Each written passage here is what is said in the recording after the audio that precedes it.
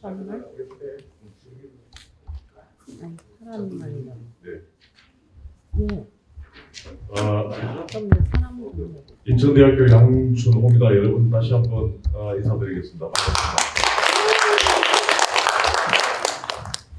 저는 이제 여러분들하고 좀 달리 뭘 조직을 조직하거나 이렇게 뭐 정치적으로 어떤 행사를 진행하는 그런 어떤 경험은 별로 없습니다. 주로 그런 자리에 강의를 한다든지 발제를 하기 위해서 주로 참여를 하죠. 그러면 이 공통점이 처음에는 굉장히 많은 사람들이 많이 모여 있다가 저는 이제 항상 발제를 또는 강의를 위해서 이제 거기 가잖아요. 약간 이제 주변부적인 어떤 존재로. 그러면 처음에 뭐 화려하게 이제 많은 분들이 인사를 하시고 이 셀레모니를 벌이다가 제가 이제 발제나 강의를 할 때쯤 되면 싹 한 3분의 한 2가 빠져나가는 것이 우리 한국의 이런 어떤 시민사회에서 기획되고 있는 정치 행사죠. 그런데 저도 뭐 이 대학에 인천대학에 와서 한 17년째인데요. 많은 뭐 토론, 발제, 강의 이런 것들 했는데 오늘 같이 세레모니가 끝났는데 안 빠지는 건 제가 오늘 처음 봤어요. 그건 이제 기본 소득에 대한 이른바 시민 사회의 관심, 어떤 이념적인 관심 또는 정치적인 관심에 굉장히 고조되어 있다라고 하는 것을 아주 쉽게 피부로 느끼게 된 그런 어떤 자리였습니다. 저 한테는 굉장히 뜻깊은 그런 어떤 자리이고요. 인천 기본소득 포럼이 제가 평소 때부터 존경하는 선생님들께서 이제 그 조직 활동에 이제 참여하고 계시는데, 저에게 이런 오늘 창립 대회를 기념으로 하는 이제 강의를 맡겨주신 것 참 큰 영광으로 생각을 하고 있습니다. 여러분들 잘 아시다시피 이제 저 같은 경우에는 뭐 이 지역 경제 쪽으로 잘 아시는 관심을 가지고 계시는 분들은 잘 아시겠지만 저는 주로 이제 지역 경제, 지역 화폐 이런 쪽으로 사실 연구를 많이 해왔습니다.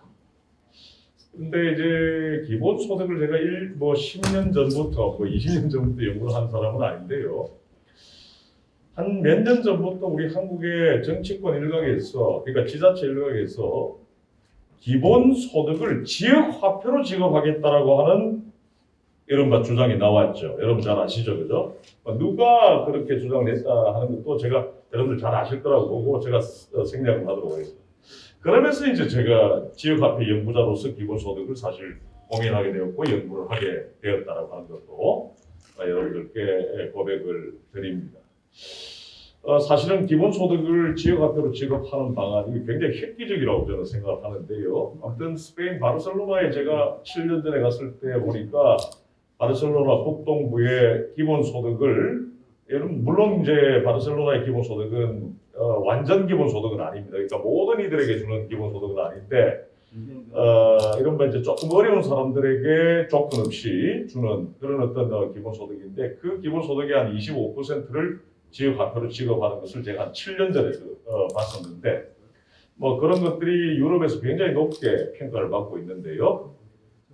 우리 한국의 현재 어떤 지자체 일각에서 모든 이들에게 대한 기본소득을 그리고 100%를 지역화폐로 지급한다고 하는 방안은 제가 볼 때 굉장히 이 유럽의 어떤 사례와도 정합적이고 저는 굉장히 획기적이고 그리고 유효한 정책 수단이 될 것이다라고 하는 개인적인 어떤 그런 선호를 가지고 있습니다. 오늘 저는 이제 창립대회이기도 하고요. 그래서 좀 짧고 굵게 여러분들에게 왜 기본소득인가, 왜 우리가 기본소득을 주목해야 하느냐, 그리고 조금 도발적인 내용일 수가 있는데 최근에 일각에서 정치권 일각에서 기본소득이 정의롭지 않다라고 하는 좀 황당무계한 주장이 나왔습니다. 그것은 이제 굉장히 정치적인 백그라운드가 작용했다고 저는 보고 있는데요. 그렇기 때문에야말로 그들의 어떤 기본소득론에 대한 어떤 비판적 문제의식이 급조된 것이다라고 저는 보고 있습니다. 그런 부분에서 기본소득은 이론적으로나 그리고 정치적으로나 그리고 실증적으로 볼 때 굉장히 정의로운 것이다. 사회 정의를 바탕으로 하는 것이다. 라고 하는 것을 오늘 여러분들에게 사실 전달하고자 하는 것이 제 강의의 바텀라인입니다. 이렇게 말씀을 드릴 수가 있겠습니다.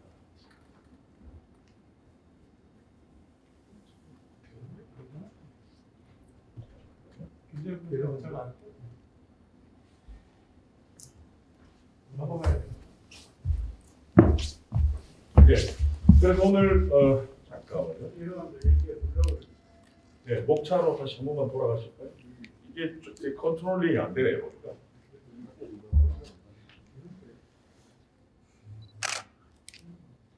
김 변호사님, 제일 앞쪽으로 좀 목차 쪽으로. 예. 그래서 뒤로 하나만 더 뒤로. 예. 그래서 지금 저희들이 이제 기본소득을 논의할 때 가장 중요한 것이 현재 어떤 자본주의의 어떤 단계에 기본소득이 필요한지를 현대 자본주의가 처해 있는 어떤 현 주소를 우리가 조금 먼저 살펴봐야 될 필요가 있습니다. 두 번째는 이제 기본소득에 대한 어떤 명확한 정의, 뭐 여기 계시는 분들은 기본소득에 대한 이른바 언론적 그리고 또 학술적인 이 정의에 대한 문제의식을 가지고 계실 건데요. 제가 또 뭐 그냥 간단 명료하게 좀 정리한 정의를 가지고 오늘 여러분들과 공유를 좀 하고 싶고요. 그 다음에 오늘 제가 말씀드리고자 하는 가장 중요한 부분이 기본소득은 탄탄한 사회적 이론을 바탕으로 하고 있는 것이지 어떤 정치적으로 급조된 그런 어떤 정의론에 의거해서 세워진 것이 아니다. 그래서 뭐 저는 뭐 기본적으로 조금 마르크스주의 정치 경쟁을 바탕으로 하지만 오늘 저는 3번 이것을 얘기할 때는 3번 주제와 관련해서 얘기할 때는 무슨 급진적인 어떤 마르크스주의 정치 경제학을 제가 굳이 언급을 하지 않겠습니다. 그러니까 민주당, 우리나라의 민주당과 같은 리버럴 정당이 그냥 주로 원칙적으로 의거하는 존 롤즈의 사회 정의론을 가지고 기본소득에 대해서 제가 논의를 할 텐데 중요한 것은 기본소득은 정의롭지도 않다라고 하는 비판에 대한 반비판에 초점을 맞추고 있다라고 하는 것을 여러분들께 좀 말씀드리겠고요. 최근에 기본소득과 관련해서 재원이 가장 좀 시끄럽습니다. 재원 문제가 가장 이슈가 되고 있어요. 여러분 뭐 홍남기라고 하는 기재부 장관, 이른바 부총리 겸 기재부 장관이 있죠. 이런 사람들 주로 예산제약성이라고 하는 도구만이 빠져 있어요. 이게 무슨 말이냐면 뭔가 새로운 어떤 소득을 이 국민들한테 지급을 하려면 예산이 부족하다라고 하는 어떤 문제의식에서부터 출발을 합니다. 이게 이제 전형적인 어떤 관료들 그리고 또 하나 기본소득을 비판하는 논자들의 머릿속에 딱 박혀있는 동굴의 우상입니다.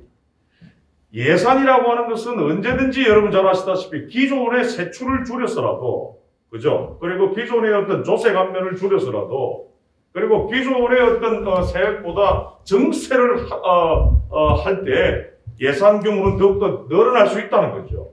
변동 가능성이 있음에도 불구하고 그러한 어떤 시행착오를 거치지 않는 것에 초점을 맞추다 보니까 예산은 항상 제약적이다라고 하는 명제에서부터 그들은 출발을 한다는 겁니다. 그러나 기본소득이라고 하는 것은 언제든지 그런 어떤 유연한 탄력적인 어떤 그런 세원 조정을 통해 가지고 그 재원을 마련할 수가 있다라고 하는 것을 오늘 잠깐 짚어보도록 하고요. 기본소득이 굉장히 시대 정합적인 어떤 제도이다라고 하는 것도 좀 강조를 좀 드리고자 하고 마지막으로 기본소득이라고 하는 것이 이런 어떤 리베럴 차원에서의 어떤 그런 개혁뿐만 아니라 자본주의 시스템 자체를 근본적으로 이렇게 변혁해낼 수도 있는 그런 어떤 진보적인 그런 어떤 제도이다라고 하는 것을 여러분들과 함께 공유하면서 오늘 제 발제를 정리를 좀 하고자 합니다.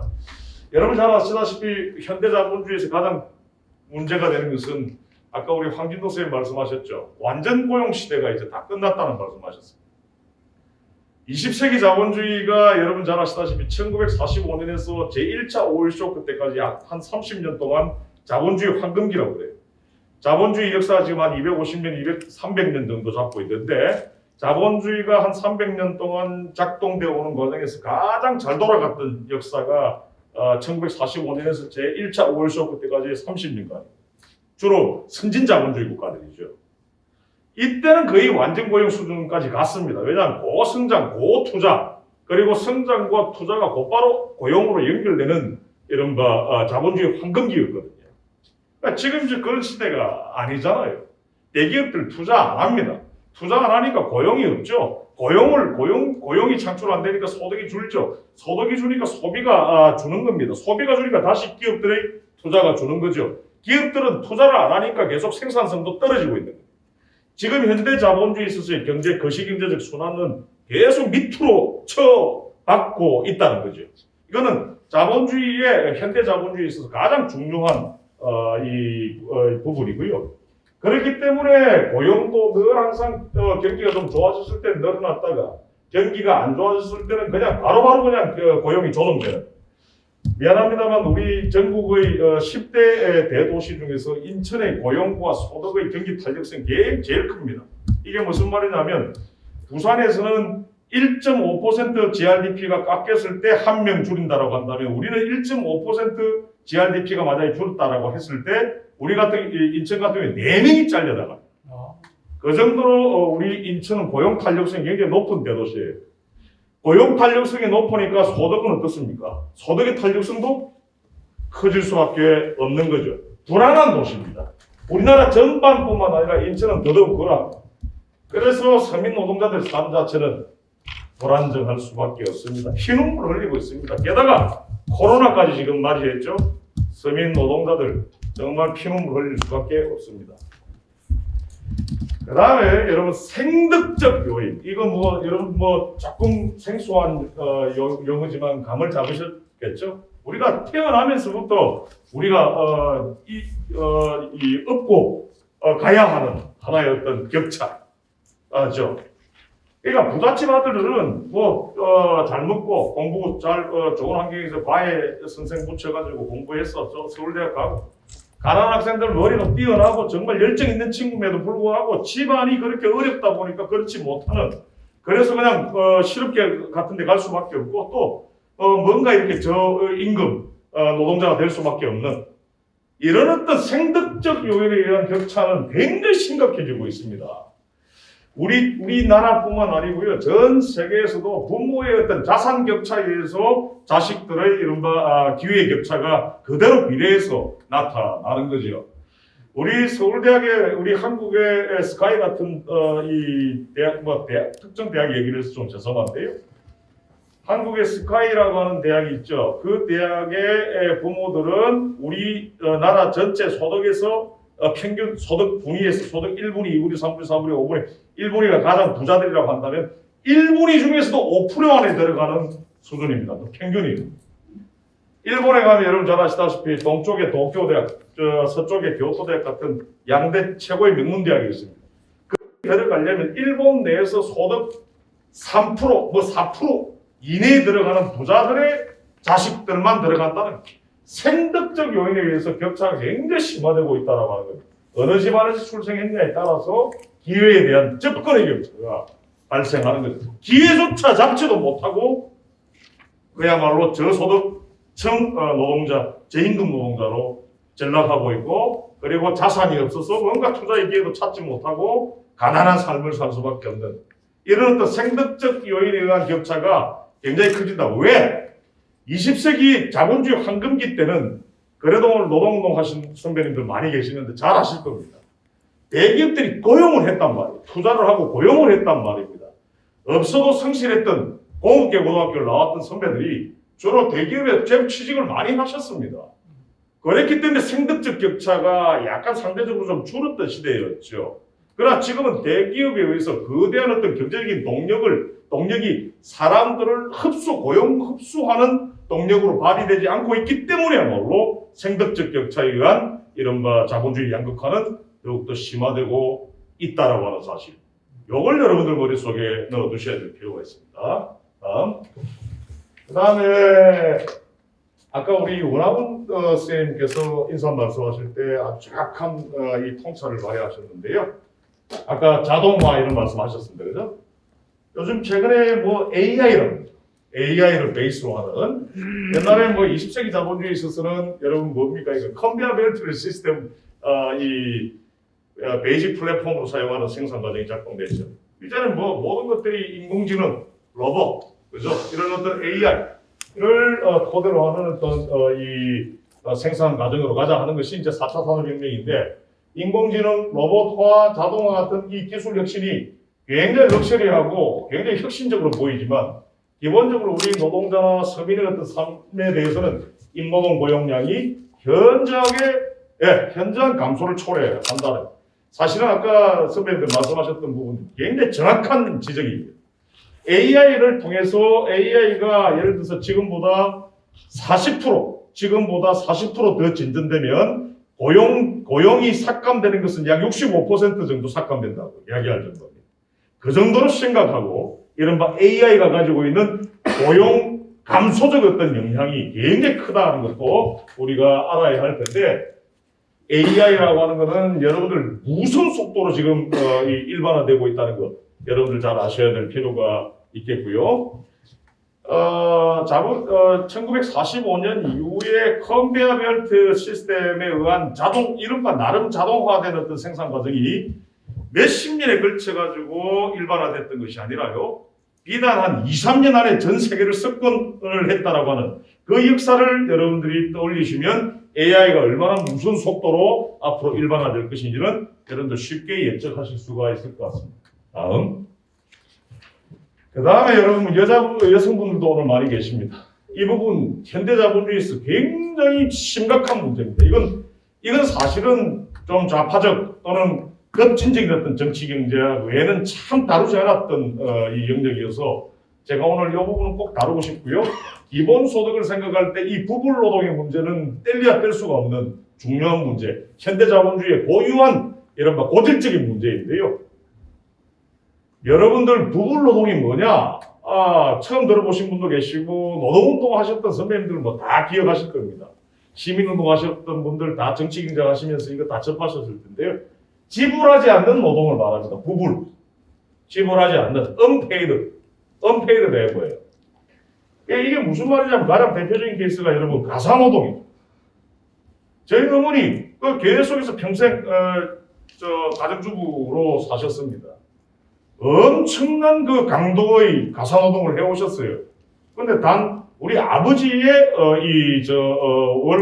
월급으로 우리 그냥 먹고 살 뿐이었지 어머니의 그 노동에 대해서는 전혀 사회가 그리고 가족이 그리고 어떤 그 커뮤니티가 지급을 하지 않았다는 거죠. 그죠? 그리고 또 사회복지 역시 어머니에게 아무런 소득을 주지 않았습니다. 그냥 아버지 단위로 그냥 이 국가에 의해서 배분되었을 뿐이죠. 이 부불노동 굉장히 심각합니다. 그러니까 전 세계 페미니스트들이 기본소득에 적극적인 이유가 바로 이 부불노동의 문제 때문인데요. 여성의 가사노동, 이건 여러분 뭐 잘 아시다시피 남성들 중에서도 가사노동 하시는 분들 계시잖아요. 지금 제 가족들이 어디 멀리 좀 떨어져 있어가지고 제 혼자 지금 인천에 살고 있는데 제가 요즘에 죽겠습니다. 저도 가사노동 하는데 이 가사노동의 강도가 이렇게 세고 힘들고 나 자신을 피폐화시키는 것인지 제가 혼자서 가사노동 하면서 이제 느낀다는 거예요. 이거 하루에 그냥 진짜 거의 제가 볼 때 강도 높게 한다면 15만 원, 20만 원 일당을 줘야 돼요. 그럼에도 불구하고 여성들은 특히 가정주부들은 이와 같은 부불노동의 사각지대에 놓여 있었던 것이지요. 그래서 노동하는 주체들이 자유시간을 확보해서 자신의 의지에 의거한 자율적인 활동이 부불노동의 문제 때문에 불가능했다라고 하는 것도 여러분들 좀 짚어두셔야 할 부분이라고 봅니다. 다음. 자, 그 다음에 아까 황진도 선생님 말씀하셨죠. 저 이 부분도 굉장히 중요하다 보는데요. 지금 우리 사회에서 여러분 사회보험이라든지 사회보장이라고 하는 이른바 사회복지 제도는요. 20세기 자본주의를 기본 전제로 하고 있습니다. 그죠? 그러니까 잘 나가던 완전 고용이 거의 표면화되었던 그러니까 고성장 국면의 현대 자본주의에서 제도화되었던 것이 그 모습을 갖추기 시작했던 것이 지금 현재 사회보장 제도입니다. 예를 들어서 여러분 스웨덴이라든지 북유럽에서 가장 유명한 사회보장 제도가 실업급여예요. 양재덕 의장도 계십니다만 실업 문제에 대해서 정말 정통해 계신 실업급여의 문제가 굉장히 대표적인 사례입니다. 그러니까 뭐냐면 사회복지국가의 왕국이라고 하는 스웨덴, 노르웨이, 덴마크, 핀란드에 가도 9개월 동안 실업급여를 받게 되어 있습니다. 예. 그러니까 이 실업급여는 조건이 있는 거예요. 9개월 안에 조금 더 나은 곳으로 재취업을 해야 된다라고 하는 조건이 있는 거예요. 그때까지 너는 실업급여를 받으면서 러닝 바이 두잉 하고 그러니까 보다 더 높은 수준 높은 어떤 숙련을 채워하고 조금 더 공부하고 해서 다음 어떤 재취업을 준비하라. 이게 바로 실업급여입니다. 근데 실업급여 이면에 무엇이 깔려져 있을까요? 계속해서 경제가 잘 돌아가서 보다 더 부가가치가 높은 산업에서 그 사람을 고용 흡수한다라고 하는 것을 전제 조건으로 설정하고 있는 것이 바로 지금의 사회복지제도입니다. 경제가 계속해서 잘 돌아간다. 지금 잠깐 이렇게 해고되었다 하더라도 이 사람이 9개월 동안 실업급여를 받으면서 일정 기간 동안 실업급여를 받으면서 준비해 나가고 스킬을 체득해 나가면 보다 더 좋은 일자리에 재취업할 수 있다라고 보는 이 실업급여와 같은 사회보장제도는 경제가 계속해서 우상향 곡선을 그린다라고 하는 것을 전제하고 있다는 것입니다. 근데 지금 여러분들 어때? 경제는 계속 우하향 곡선을 지금 그리고 있다는 것입니다. 그런 의미에서 기존의 사회보장제도는 20세기만큼 작동될 수가 없다라고 하는 것이다. 이렇게 여러분들 보셔야 되겠습니다. 다음. 자, 이제 그러면 기본소득에 대해서 우리가 간단하게 좀 정의를 좀 내려야 되겠습니다. 앞서 우리 인사말에서도 여러분들께서 많은 분들께서 이제 짚어주셨는데요. 기본소득이라고 하는 것은 국가가 이게 뭐 시민사회가 아닙니다.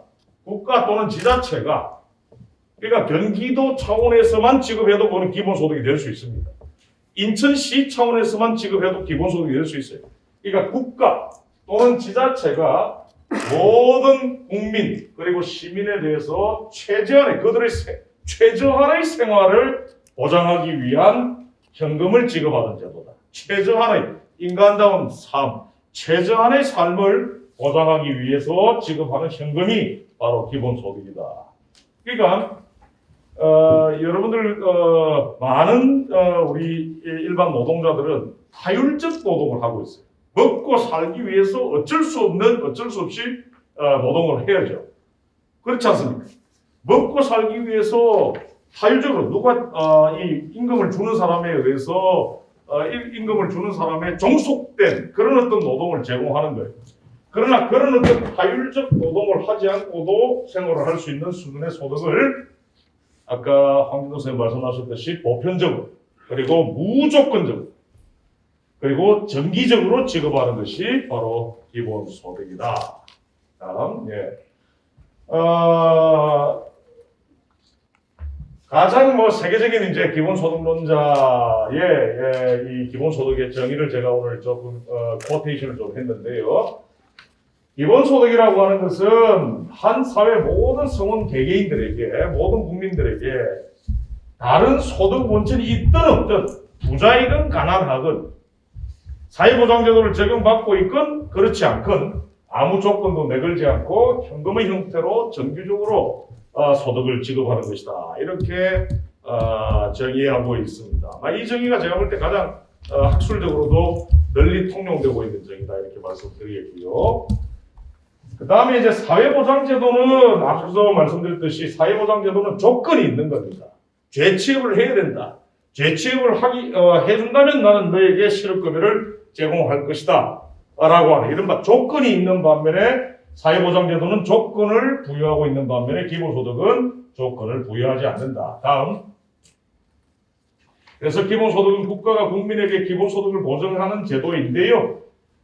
연령, 노인이건 애건 뭐 여기 지금 각 나라마다 약간 실험이라든지 현행 제도에서 좀 차이는 있습니다.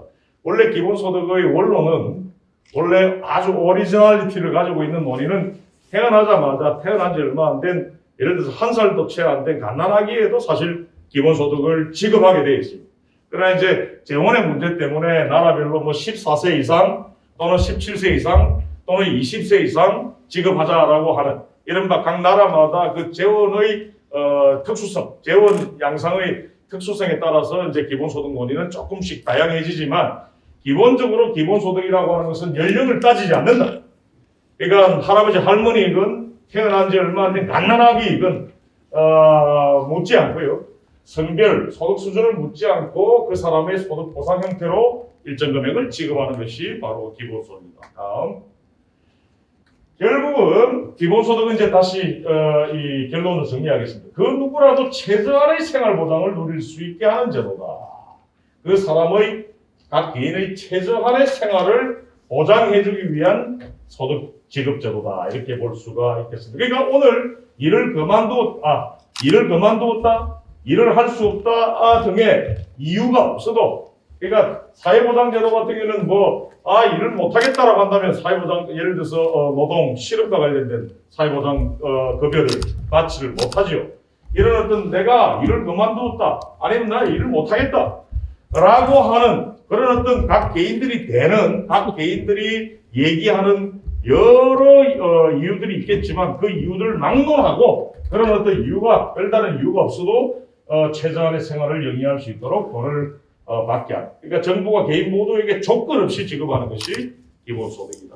이제 여러분들 충분히 기존의 여러분들의 문제의식과 조합하셔서 기본소득이 무엇인지에 대한 그 개념적 이해는 충분히 이루어졌으리라고 저는 보고 있습니다. 다음. 그 다음에 이제 이 기본소득이라고 하는 것이 이제 이슈가 된 것은 역시 코로나입니다. 이 코로나 팬데믹 하에서 이른바 정책적으로 지급하는 소득, 그러니까 긴급전환지원금이라든지, 그죠? 우리 인천에서도 제1차 긴급전환지원금 지급했잖아요.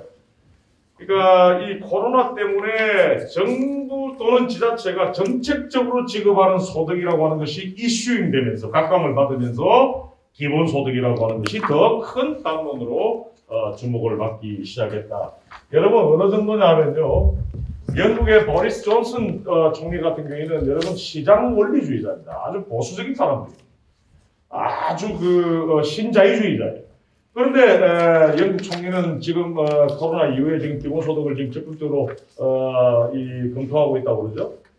여러분 미국에서도 지금 이제 최근에 이제 정권이 바뀌었지만 트럼프 때 기본소득이라고 하는 것이 적극적으로 검토되기 시작했고요. 지금 일본의 정부는 어떻습니까? 아베 내각과 지금 스가 내각이 어떤 사람들이죠? 경제적으로 아주 정말 극렬한 신자유주의자, 시장주의자 이런 거 없는 사람들을 위해서 정부가 개입한다든지 케어하는 것들을 웬만하면 축소하고자 하는 그런 어떤 시장주의자인데 아베 내각과 아베 내각에서 스가 내각으로 이어져 오면서 지금 기본소득 7만 엔 구상 지금 검토하고 있고 곧 제도화될지 모릅니다. 7만 엔이니까 월 70만 원씩 지급한. 그 대신에 이들은 이제 시장 원리주의자들이 되니까 여타 사회보장제도를 다 제로로 하자라고 하는 이른바 우파적 기본소득론을 일본에서는 제기하고 있죠.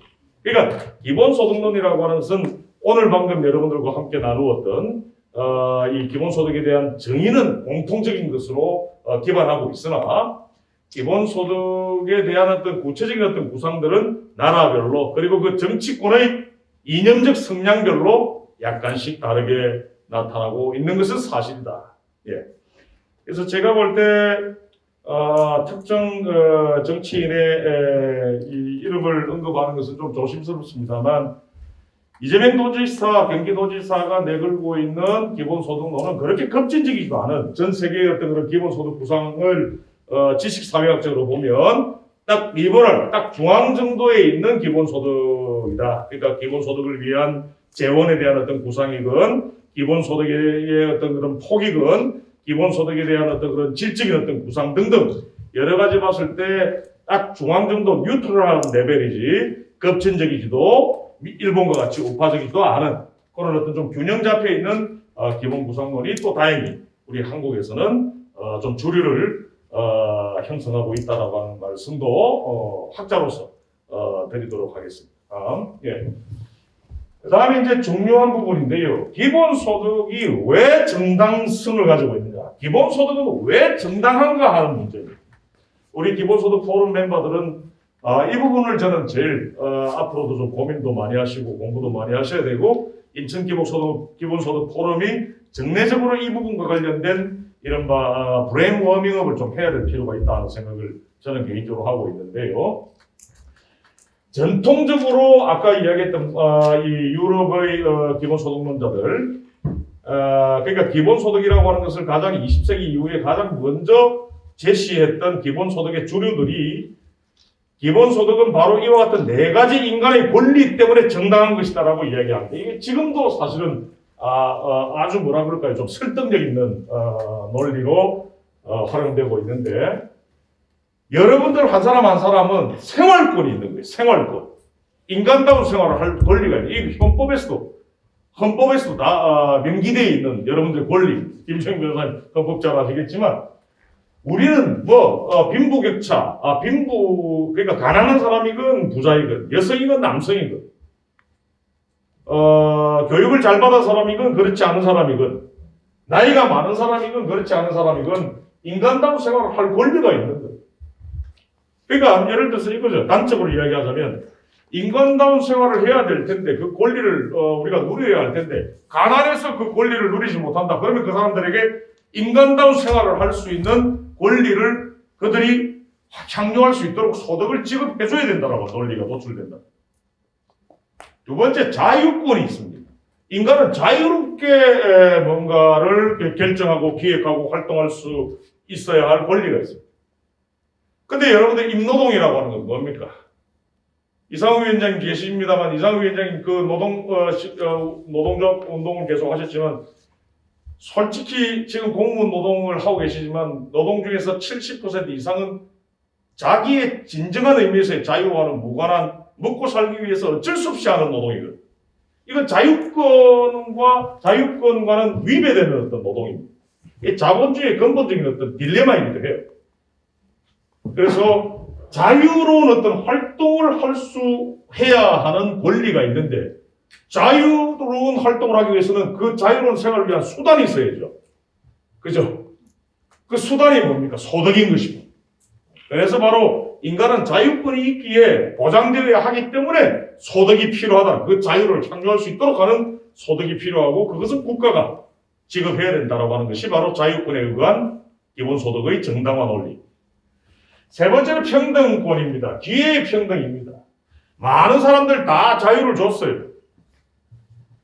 황진도 쌤한테 자유를 줬습니다. 김정인 변호사님 자유를 줬습니다. 장혜숙 쌤한테 자유를 줬습니다. 그런데 자유를 아까 말씀드렸듯이 소득 격차에 따라서 자유를 누릴 수 있는 어떤 폭도 다르죠.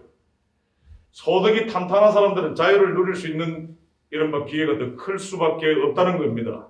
소득이 없는 사람들은 자유를 누릴 수 있는 권리가 없는 거죠. 따라서 기회의 평등 자체가 훼손될 수밖에 없다. 그렇기 때문에 이와 같은 기회평등을 위해서 소득이 없는 사람들도 자유를 실현할 수 있도록 최저한의 생활을 보장하자. 이게 바로 기본소득. 그 다음 네 번째 아주 중요하고 민감한 부분인데 재산권이라고 하는 관점에서 기본소득을 정당화하는 논리. 이게 이제 주로 1970년대 이후에 기본소득론자, 급진적 기본소득론자들이 강조를 했고 지금은 헨리 조지스트, 그러니까 대우 가톨릭의 정강수 교수라든지 주로 급진적 기독교 사회주의자들에 의거해 사회주의자까지는 아닌데요. 기독교 사상에 의거해서 이른바 급진적인 사회개혁을 주창하는 그런 어떤 이론 그룹들이 이 재산권을 가지고 기본소득을 정당화하는 논리를 많이 생산해내고 있어요. 이게 무슨 말이냐면 여러분 크리스찬들 잘 아시겠지만 레위기라고 하는 구약의 챕터가 있습니다. 거기 보면은 모든 토지는 하느님의 것이다 라고 하는 센텐스 여러분 기억나시지요? 그건 무슨 말이냐면 직접 이 신께 바치자 하는 의미라기보다는 모든 토지는 어떤 특정 그룹들, 세력들에 의해서 사유될 수가 없는 것이고 국가에 기속되어야 된다라고 하는 것을 의미하는 센텐스. 아주 영성이 이제 담겨져 있는 하나의 이제 센텐스인데요. 그래서 토지라고 하는 것은 여러분들 우리가 개간하고 토지를 토지를 비옥하게 하기 위한 사적인 어떤 그런 노력들은 있지만 존재하지만 원래부터 그 토지를 어떤 특정 그룹들이 만든 건 아니잖아요. 그렇기 때문에 그 토지에서 나오는 가치는 모든 사람 배당되어야 된다라고 하는 논리. 이게 바로 재산권의 관점에서 기본소득을 정당화할 수 있는 중요한 포인트다 이렇게 말씀을 드리겠는데, 자 이제 여러분 머리 약간 여러분 생각을 약간 넓혀 보입시다. 토지도 그러한데 여러분 AI 같은 경우에는 어떨까요? 여러분 구글이 그냥 치면 다 나오죠. 구글의 모든 데이터가 자기 완결적으로 다 제공되고 있습니다. 그러나 그 모든 전 세계에 존재하고 있는 구글이 독점하고 있는 구글이 비즈니스로 사용하고 있는 그 지식과 그 정보는 구글이 다 창출한 겁니까? 생산한 겁니까? 그렇죠. 전 세계 모든 개인들이 각계 개별적으로 자율적으로 만들어 놓은 정보와 지식을 구글이 강력한 플랫폼을 활용해서 그것을 취합하고 하나의 데이터베이스에 성공해서 그것을 비즈니스에 활용하고 있는 거죠.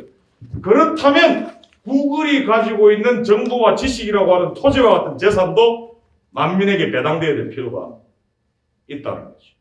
바로 그것이 기본소득의 매우 중요한 재산권적인 이른바 본질이다. 재산권이라고 하는 관점에서 볼 때 우리는 지금 많은 우리의 자연, 우리의 환경, 박평상 선생님 계십니다만 우리의 어떤 천혜의 자연환경, 우리 송도 경제자유구역 뭐 다 이렇게 매립해가지고 만들었어요. 갯벌이죠. 저 갯벌 누구의 것이었습니까? 당시 1500세대의 어민들이 거기 갯벌에 살긴 했습니다. 그러나 어민들이 재산권을 발휘할 수 있는 것은 아니죠. 천혜의 자연 공간으로서의 갯벌은 전 국민의 것인 겁니다. 그죠? 그래서 송도 경제자유구역에서 사실 개발을 통해서 창출되는 이른바 개발 이익도 전 국민에게 나눠줘야 되는 것이 맞다는 거예요. 왜? 그 갯벌은 바로 그 어민들만의 것이 아니라 우리 모든 우리 국민들의 것이기 때문인 그렇습니다. 자, 그러한 논리로 볼 때 비단 토지뿐만 아니라 이렇게 만인에게 배당되어야 할 이른바 공통의 아까 우리 황진도 선생님 공동부라고 말씀하셨는데 맞습니다. 커먼웰스죠. 이 커먼웰스는 수없이 많다는 거예요. 환경, 토지, 지식, 정보. 그죠?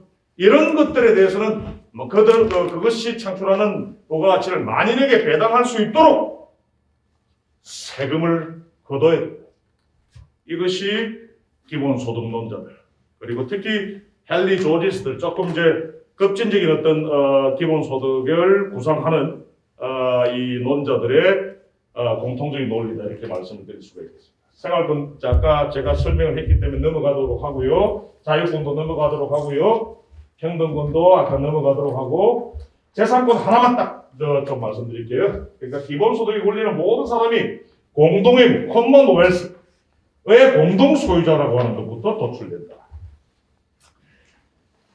그러니까 여러분들이 어떤 인식의 전환이 있어야 됩니다. 앞서 제가 구송도 그러니까 송도 경제자유구역의 원래 터였던 갯벌 말씀드렸는데요. 여러분들 송도 경제자유구역이 개발되기 전에 그 갯벌에 대해서 여러분들이 주인의식을 느끼지 못하셨죠? 네. 뭐 그거는 뭐 나라가 관리할 거고 어디 뭐 해수부가 관리할 거고 해수부가 이제 지정구역으로 이제 관리할 테고 거기에 있는 어민들이 뭔가 좀 이렇게 이익을 향유하겠지라고 생각했지 여러분들이 것이라고 생각 안 했던 거죠. 기본소득이라고 하는 것이 제도화되고 여러분들에 의해서 역동적으로 추진되기 위해서는 자연환경과 같은 이 공동의 부에 대한 여러분들의 주인의식이 있어요.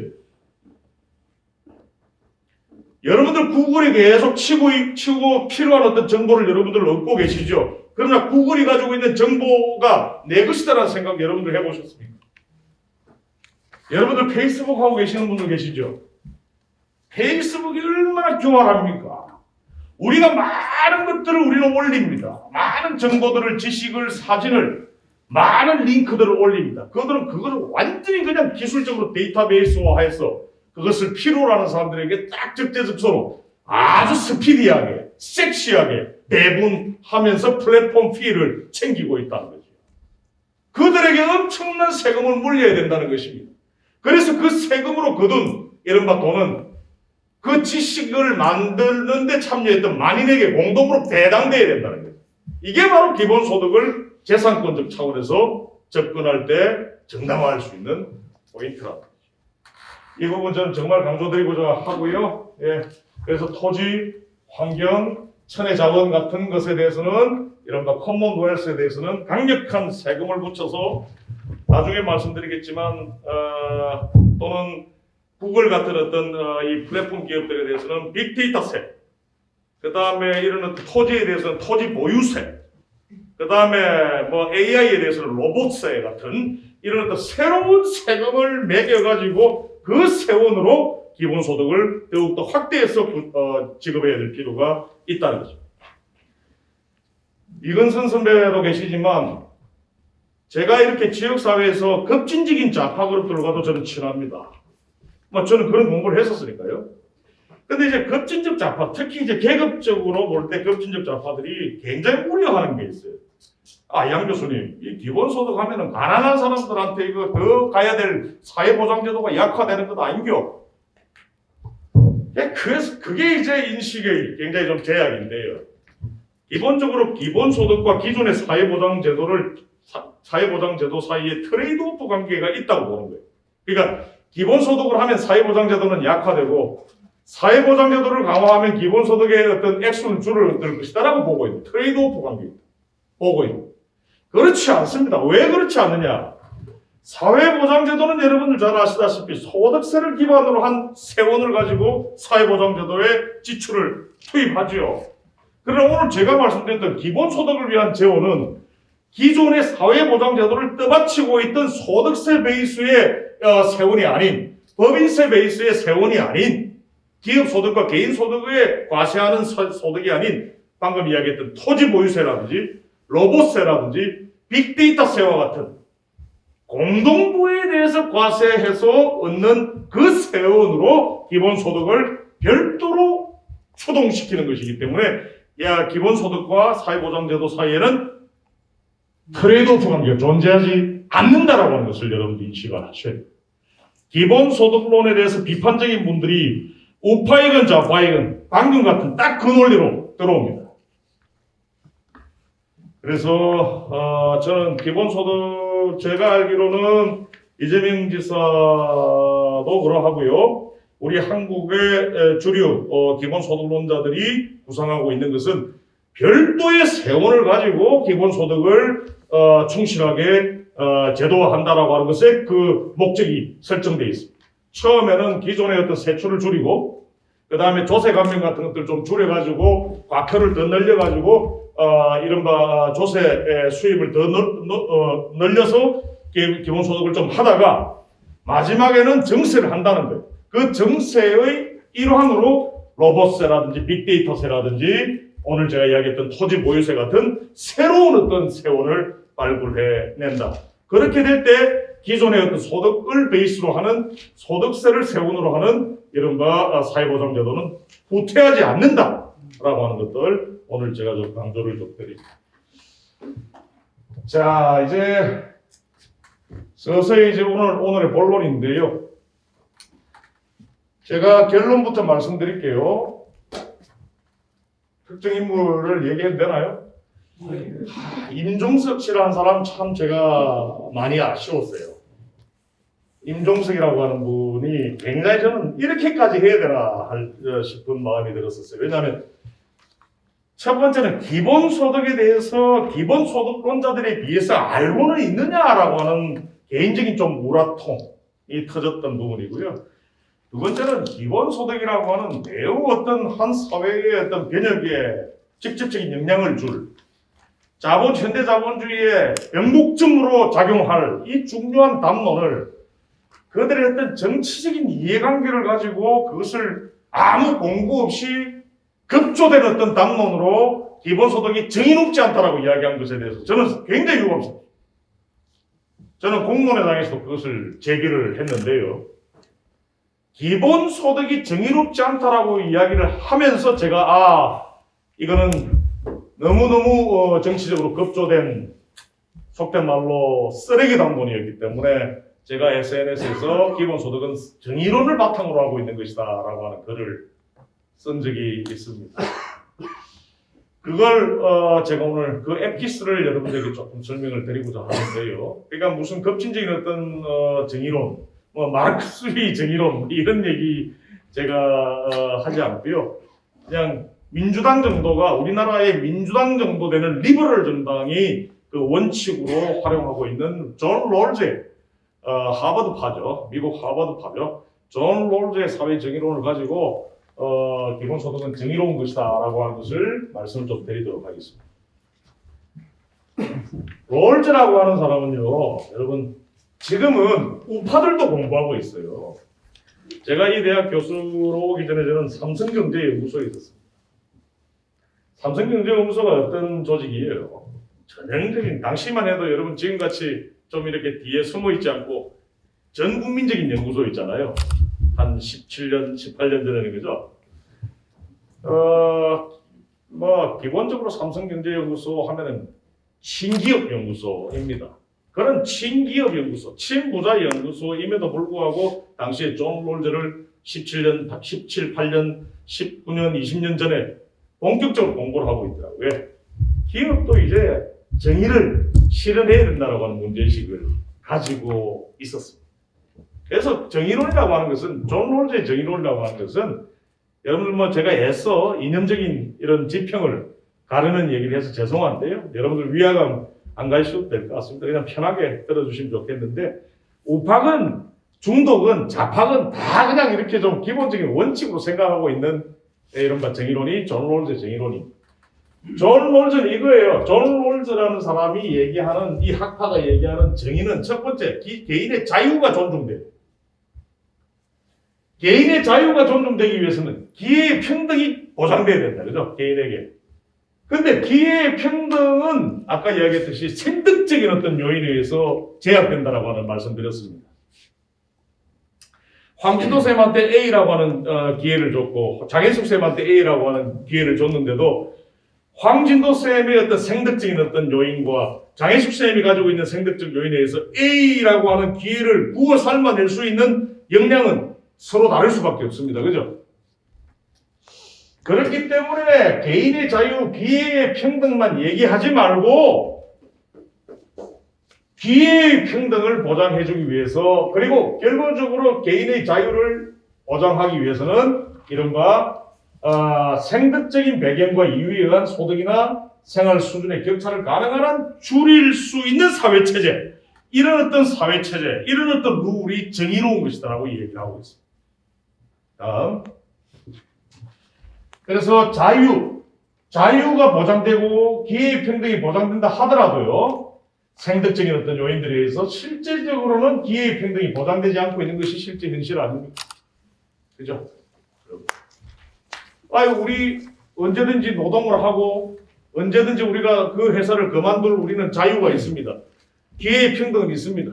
그러나 A라고 하는 사람은 언제든지 느긋하게 이 노동을 선택하지만 B라고 하는 사람들은 B라고 하는 사람은 그러지 못하고 늘 항상 노동을 해야만 한다라고 하는 강박관념에 쫓기고 있다고 해봅시다. 그러면 A라고 하는 이 사람은 자산이라든지 소득적인 측면에서 좀 풍요로운 편이고 B라고 하는 개인은 그렇지 않기 때문에 바로 그러한 어떤 차이가 난다는 거예요. 그래서 첫 번째 정의인 이 자유, 그리고 두 번째 정의인 기회의 평등이라고 하는 것은 형식적으로 보장되어 있는 것이라 하더라도, 법적으로 개인들에게 보장하고 있는 것이라 하더라도, 세 번째 생득적인 이유에 의해서 그것이 실질적으로는 자유로 그리고 기회의 평등으로 작용하지 않고 있는 것이 실제 현실이라고 하는 것입니다. 다음. 그래서 개인의 자유를 최대한으로 존중하고 그리고 기회의 평등을 가능한 확대해서 보장하기 위해서 뭐가 필요할까요? 생득적인 격차를 줄여야 될 필요가 있는데, 그걸 위해서 모든 개인에게 최저한의 생활을 보장합니다. 그래서 롤즈가 이야기하는 자유권과 제대로 된 자유권과 제대로 된 기회의 평등권을 보장하기 위해서는 세 번째, 모든 개인에게 최저한의 생활을 보장할 수 있는 소득을 지급하는, 바로 이것이 기본소득입니다. 존 롤즈의 정의론을 그대로 활용하고 있다는 것입니다. 그래서 중요한 것은 이와 같은 현대자본주의 고유의 문제, 생득적 요인에 의한 어떤 격차의 문제, 불평등 문제에 근본적으로 대처하기 위해 내놓은 처방전들 중에 하나가 바로 기본소득이라고 하는 점이라고 하는 것을 우리는 이해를 해야 될 필요가 있습니다. 다음. 그래서 그냥 자유가 아니라요.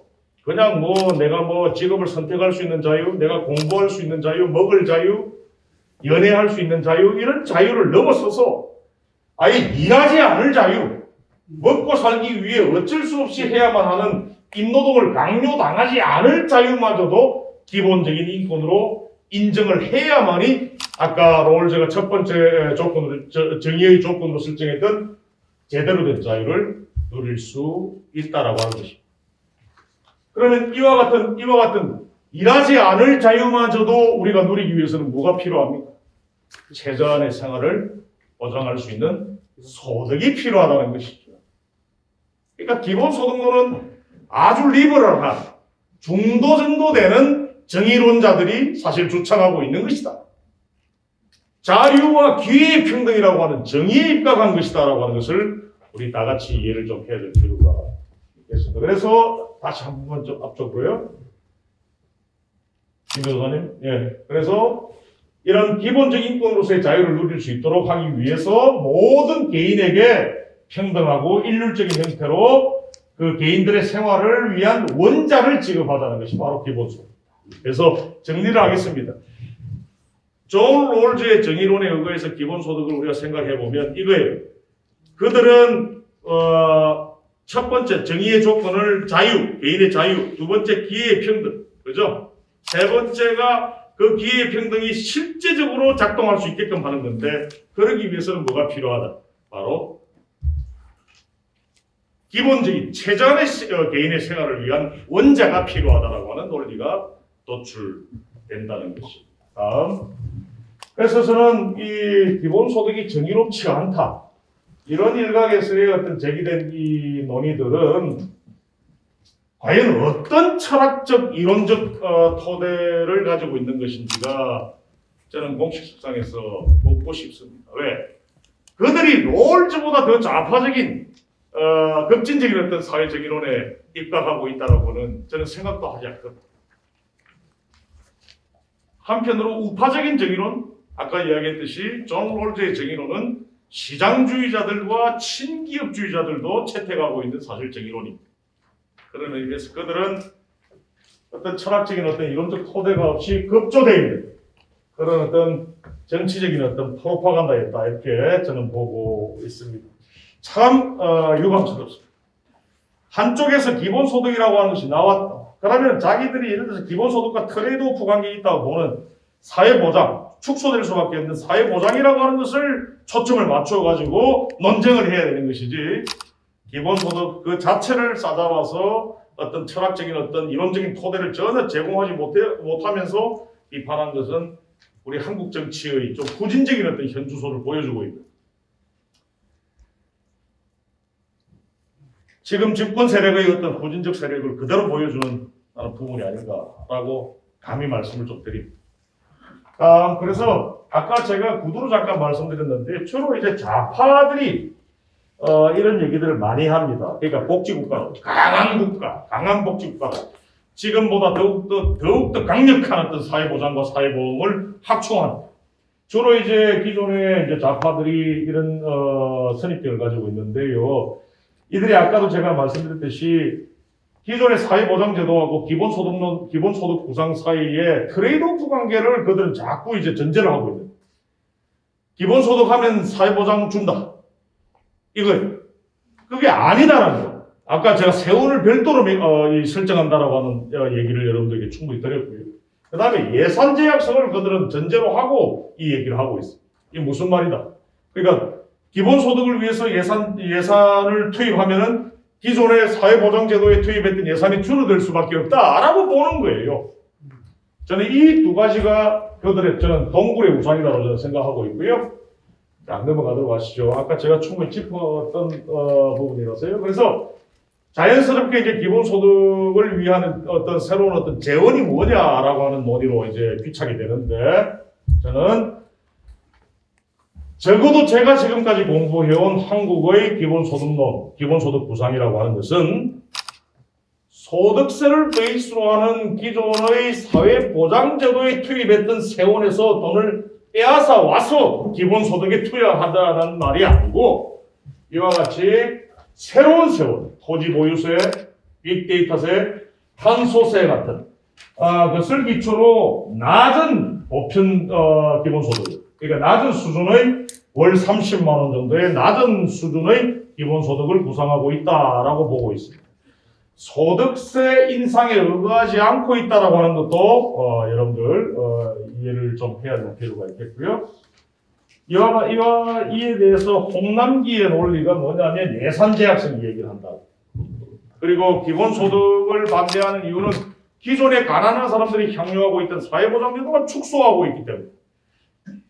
조금 제가 좀 세게 말씀드리자면 아까 급진 좌파들의 논리가 사실은 홍남기의 논리와 맥을 같이 합니다. 물론 홍남기와 기독교 좌파들을 등치하고자 하는 게 아니에요. 저도 뭐 좌파인데요.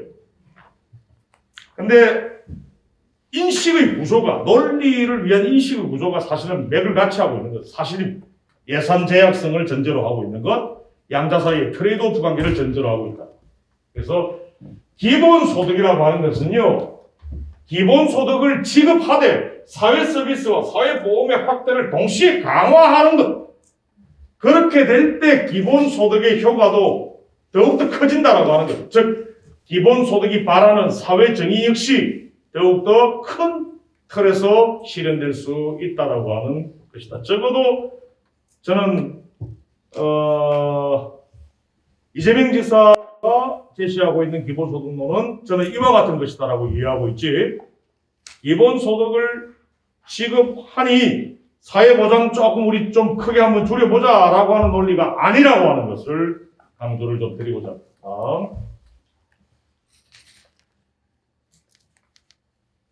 그 다음에 이 부분은요, 이제 서서히 막바지로 가고 있는데요. 사회 편성의 원리가 이제 20세기 자본주의와는 크게 바뀌었습니다. 여러분 19세기 자본주의에서 가장 중요한 사회 편성의 원리는 시장이었습니다. 예? 경쟁 자본주의죠. 시장이었고 20세기 자본주의에 있어서의 가장 중요한 사회 편성의 원리는 국가가 경제에 개입하는 것이었습니다. 국가가 개입하고 관여하고 규제하는. 그러니까 사회 편성의 원리라고 하는 것은 이렇게 생각하시면 좀 될 것 같아요. 경제의 핵심 원리라고 생각하시면 될 것 같습니다. 한때 19세기 자본주의, 20세기 그러니까 대공황 직전까지의 사회 편성의 원리의 코어는 시장이었습니다. 마켓. 그러나 1930년대 이후부터 20세기 줄곧 사회 편성의 원리, 즉 경제를 편성하는 코어의 원리는 국가였습니다. 국가가 복지제도를 구사하고 국가가 개인지식의 어떤 그런 경제정책, 경제 개입을 하는 그런 것들이 원리였다면 지금은 여러분, 지금 현대자본주의, 21세기의 이제 벽도도 아니에요. 2021년입니다. 그죠? 21세기가 된 이후로 20년이나 지났습니다. 지금 여러분들 우리의 경제를 지배하고 있는 코어의 원리는 무엇이라고 생각하세요? 여전히 시장의 지배력은 강합니다. 여전히 국가 또는 지자체의 어떤 그런 규정성은 큽니다. 그러나 새롭게 나타난 경제 편성의 원리가 있죠. 어떤 겁니까? 사회적 경제 조직, 협동, 공동 소유, 코가버넌스, 협치. 여러분들 중에 지자체와 함께 협치하고 계신 분들 많이 계시잖아요.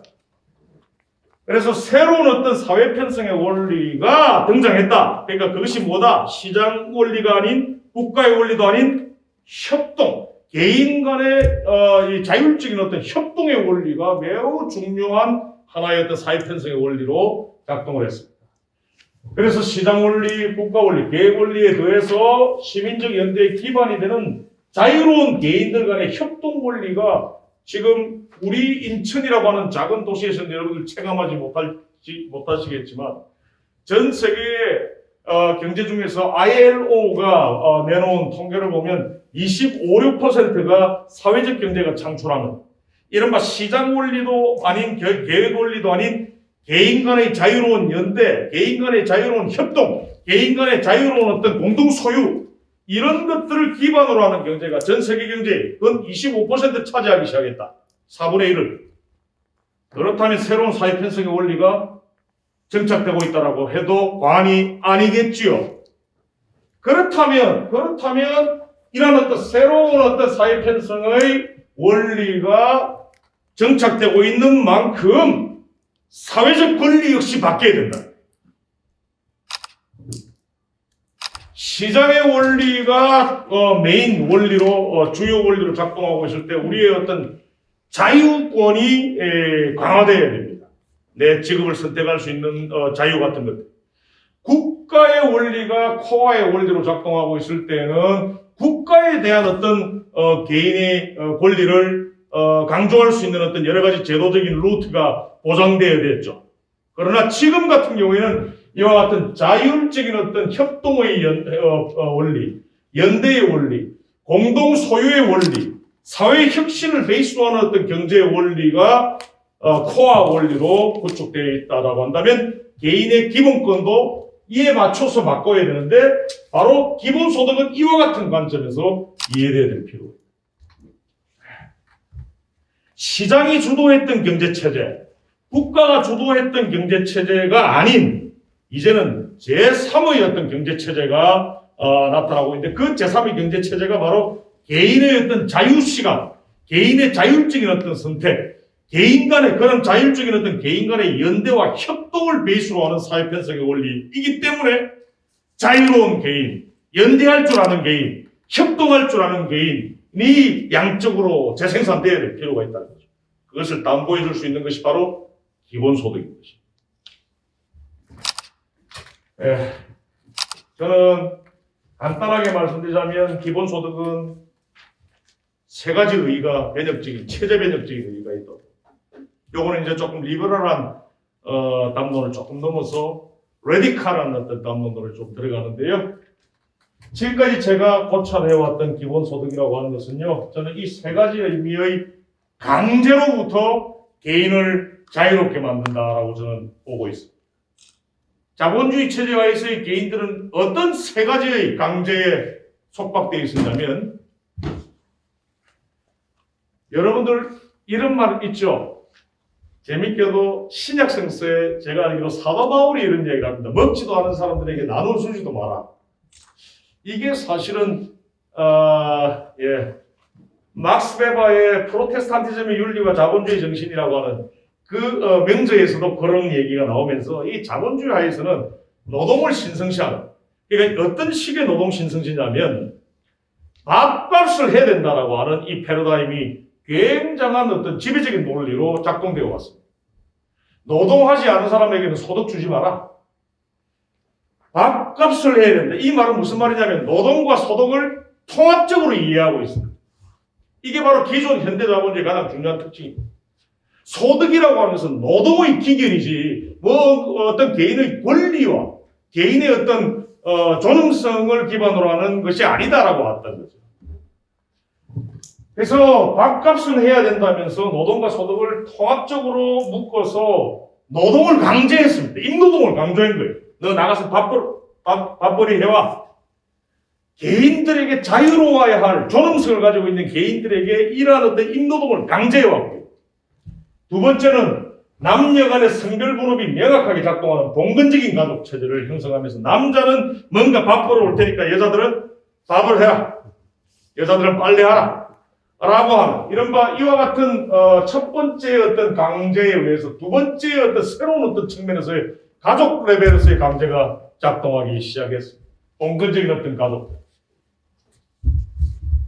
세 번째는 환경과 생태를 파괴할 수밖에 없도록 하는 이른바 환경과 생태를 짓밟는 것을 강제하는 제도가 저는 현대자본주의였다고 저는 봅니다. 자, 이 세 가지가 바로 현대자본주의, 지금까지 자본주의가 보여왔던 자본주의 고유의 세 가지 차원의 강제인데요. 저는 이 기본소득은 이 세 가지 차원의 강제로부터 벗어날 수 있게 해준다. 왜? 노동과 소득을 분리시켜 생각하게 함으로써 먹고 살기 위해 어쩔 수 없이 해야 하는 노동을 강제하지 않는 거죠. 두 번째, 부인이건 밖에서 벌어오는 남편이건 동일하게 소득을 준다면 이른바 아이 내가 벌어 옛날에 참 저희들도 제가 이 부끄러운 얘기인데 아버지 어머니 부부싸움 하실 때 옆에서 이렇게 보니까 벌어오는 게 누군데 막 그러시더라고요. 제가 초등학교 기억납니다. 이 가부장적인 문화 아닙니까? 벌어오는 게 누군데? 이게 바로 이른바 현대자본주의의 강제였거든요. 그러나 부인이건 남편이건 동일한 어떤 소득을 지급했을 때 동일한 액수의 소득을 보편적으로 지급할 때 부인이건 남편이건 기존의 가부장적인 가족 룰과 그 가부장적인 가족 룰 밑에서 규정되었던 그 삶의 방식 이런 것들로부터 우리는 자유로워질 수가 있다. 이런 낙관적 전망을 우리는 펼칠 수가 있겠고요. 그 다음에 환경 생태를 파괴하는 강제로부터도 우리는 자유로울 수가 있다. 이것이 바로 기본소득이 가지고 있는 현대자본주의로부터 정말 자유로울 수 있는 그런 변혁적 의의다 이렇게 볼 수가 있습니다. 그런 의미에서 기본소득이라고 하는 것은 노동, 가족, 환경에 관한 개인의 복종을 강제하지 않는 그런 어떤 중립적인 제도다. 해서 기본소득은 인간이 보다 자유롭게 생활할 수 있게 하고 강제로부터 벗어날 수 있게끔 하는 그런 어떤 새로운 공공정책이자 탈자본주의, 현대자본주의의 어떤 그런 고유의 모순과 그 강제로부터 벗어날 수 있게끔 해주는 체제 변혁적인 어떤 실천이기도 하다. 이렇게 저는 감히 내다보고 있습니다. 다음. 이제 강의를 맺겠습니다. 여러분 정말 이렇게 집중해서 들어주셔가지고 큰 영광인데요. 주시하시다시피 기본소득이라고 하는 것은 인간 노동에 대한 대가가 아닙니다. 그죠? 여러분들의 그 존재 그 자체에 대한 대가인 겁니다. 그래서 시민이 존재하고 또 생활해 나가기 위해 보장되어야 하는 이른바 기본적 인권이 경제정책의 모습으로 제도화된 것이다. 이렇게 봐야 합니다. 그러니까 기본적 인권이 정책의 모습으로 경제정책의 모습으로 제도화된 것이 바로 기본소득이다. 이렇게 이해하셔야 될 것 같고요. 다음 마지막 슬라이드인데요. 1782년에 여러분들 잘 아시는 루소가 고백록이라고 하는 버전에서 이 얘기를 합니다. 저는 이 얘기만큼 기본소득을 잘 이해할 수 있게 해주는 센텐스는 없다고 보는데요.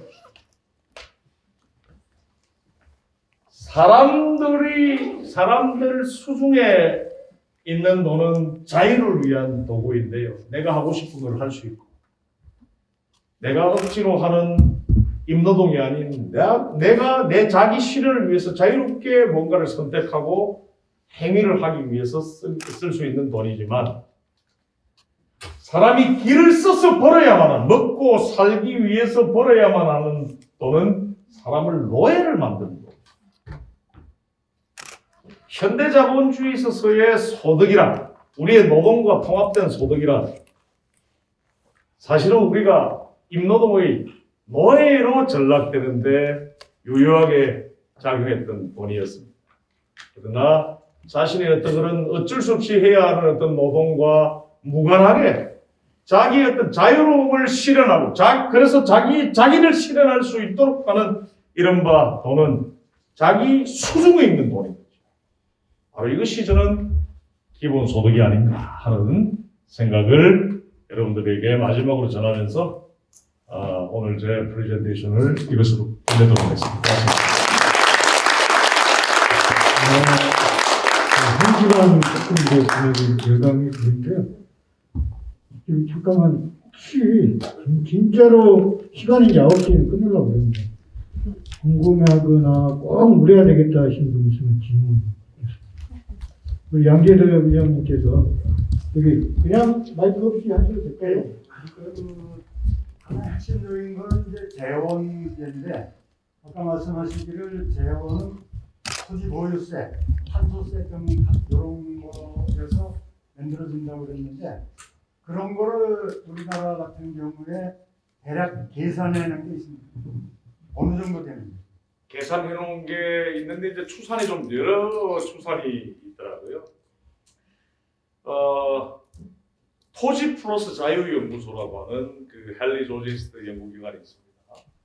우리나라의 그 토지 보유세를 정확하게 몇 퍼센트, 그러니까 상위 몇 퍼센트 토지 가치를 정확하게 어느 정도의 토지 가치 이상을 소유하고 있는 사람에게 과세를 하느냐는 저도 지금 조금 기억이 나진 않습니다만 무리가 되지 않는 우리가 상식적인 어떤 수준에서 토지 보유세만 거두어도 한 150조 정도는 충분히 확보할 수 있다라고 합니다. 150조. 그 다음에 로봇세라든지 빅데이터세 같은 경우는 지금 현재 뭐 계속 막 추산 중이기도 합니다. 막 그런 의미에서 저는 1년에 150조만 사실 거두어낸다 해도 기본소득 강남훈 교수의 추산에 의하면 한신대학의 강남훈 교수의 추산에 의하면 그러니까 소득세를 베이스로 하고 있는 세원을 활용하지 않는다 하더라도 월 45만 원 정도의 기본소득은 지급할 수 있다라고 하는 추산이 나오는 거죠. 그 정도입니다.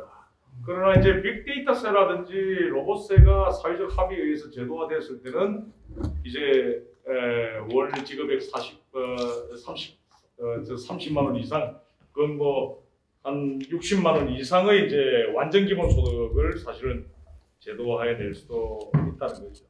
근데 의장님 말씀하신 대로 지금 방금 세 가지 그 새로운 세원들뿐만 아니고 제가 아까 말씀드렸던 그리고 이재명 지사께서도 얘기하고 있는 그 기존의 어떤 세원 지출을 줄이고 그다음에 기존의 조세 감면까지 줄인 그러니까 새로운 세원 항목을 만들어서 거두는 어떤 추가적인 세금 말고 기존의 어떤 이 세금 지출을 전략한 부분과 방금 이야기한 토지 보유세 등등을 통해서 새롭게 과세되는 어떤 세금을 통합적으로 본다면 제가 볼 때 더 큰 규모에서 더 큰 월지급 규모를 확보할 수 있지 않겠나 생각을 해봅니다. 제가 잠깐만 재원 얘기 보면 두 가지를 한번 물어보고 싶은데요. 하나는 그 보조금 제도가 그 부유한 사람들에게 많이 가고 또 굉장히 낭비적인 부분이 많다고 하죠. 그 부분 잠깐 좀 듣고 싶고요. 제가 볼 때는 우리나라는 분단 국가이기 때문에 건축을 조금만 해도 엄청난 그 기본소득의 재원이 나올 수 있는 한번 전적으로 동의를 하고 있고요. 그래서 이제 김 변호사님 이야기하셨던 첫 번째 과세는 이제 정치적인 이제 사실은 이 충돌 가능성이 크죠. 그래서 이제 한국의 기본소득론 구상에서 기본소득 구상에서 보면 마지막 3단계로 나와 있어요. 그게 이제 전형의 정세거든요. 그래서 이제 제가 볼 때는 그 단계론적으로 조금 인식해야 될 필요가 있고 그 다음에 두 번째로 김 변호사님 말씀하신 건 정말 저는 전적으로 동의합니다. 군축이죠. 군축. 그 다음에 뭐 이런 얘기 해도 되는지 모르겠는데 가덕도 신공항 뭐 이런 것도 저는 사실은 이런 뭐 4대강 공사 이런 대형 이런 뭐 토목공사 이런 것들에 대한 그 세비 지출의 어떤 이 전략 이런 것들이 저는 기본소득의 중요한 어떤 소스가 된다고 보니까 결과적으로 기본소득이라고 하는 것은 세금을 굉장히 합리적으로 쓸 수 있게끔 하는 기조로 작동하겠죠. 동의합니다. 예. 그래서 제가 한 가지 좀 말씀드릴게요. 강의 잘 들었는데요. 여러 가지 재원에 대한 문제에 대해서 고민이 참 많은 것 같은데 사회적 합의만 있다면은 요즘 이제 목적세라고 해가지고 뭐 교통세 이런 한시적으로 목적세를 만들어가지고 그 용도에 충당하기 위해서 이런 그 세목이 있거든요. 그래서 만약에 사회적 합의만 있다면은 기본소득에만 충당할 수 있는 목적세로서의 어떤 기본소득 세목을 만들어서 우리가 술을 먹으면 거기에 주세로 간접세가 가잖아요.